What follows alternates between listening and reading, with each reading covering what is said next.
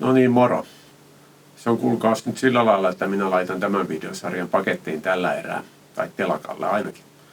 Marras-joulukuussa ei tapahtunut yhtään 200% yön yli nousua, jotenka en päässyt kertaakaan testaamaan paperitilillä, olisiko se sorttaaminen onnistunut vai eikö.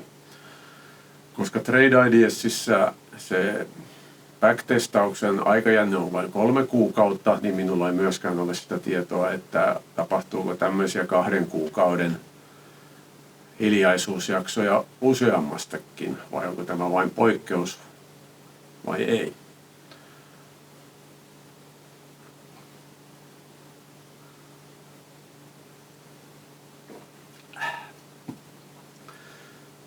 Trade Ideas-tili on nyt suljettu. Se maksullinen tili siis, se kävi onneksi helposti.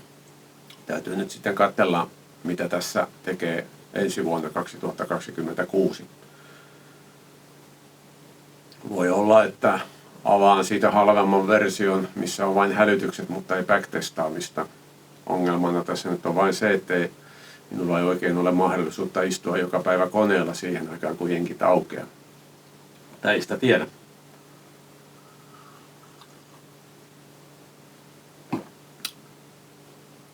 Mutta joo, eli homma menee nyt telakalle toistaiseksi purkkiin ja pakettiin.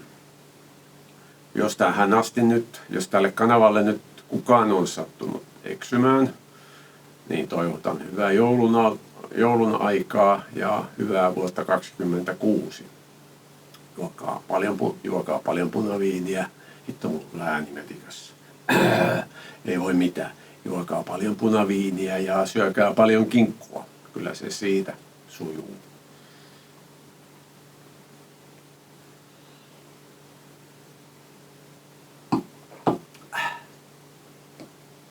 Ei mulla muuta.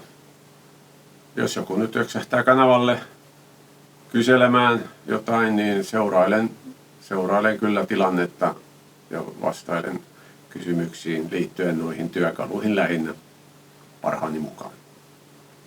Ok tyypit? Katsellaan.